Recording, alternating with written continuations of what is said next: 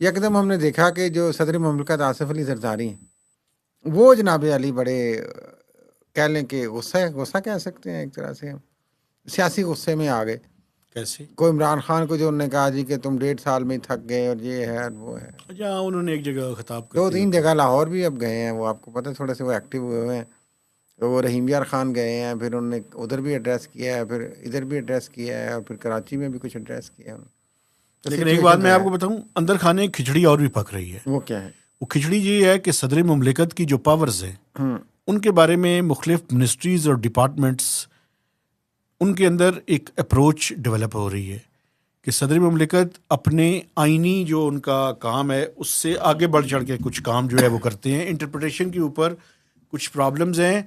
कुछ सेनेट की standing committee के अंदर भी कुछ चीज़ें आई, मसलन FTO।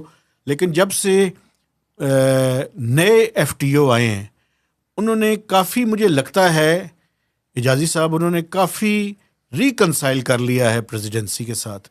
लेकिन FBR का, मैं अभी भी आपको बता रहा हूँ, मुझे पता है FBR का फड्डा है देखिए इशू उस और पे चलता FBR रहता है। ठीक है उनकी उस हाँ, सारे इशू लेकिन के हम ऊपर। सियासी बात कर रहे थे, खैर ठीक है। सियासी बात के कुछ रिप्रिकॉशंस आपको यहाँ पे भी नजर आते हैं इंतजामी मामलात के हाँ, अंदर भी। लेकिन कुछ लोग जो समझने वाले ये कहते हैं मेहताब साहब, जो असल में अब गुस्सा है आसिफ अली जरदारी को इमरान खान के हवाले से जो बात करते हैं बार बार, वो एक तरह से उन्हें एक ये भी है गुस्सा थोड़ा सा, ये समझा जा रहा है कि वो बार बार जो एक तजवीज़ पेश की जाती है कि PTI प्लस पीपल्स पार्टी मिलके कुछ कर लें, वो नहीं कामयाब हो पा रहे ना उसमें।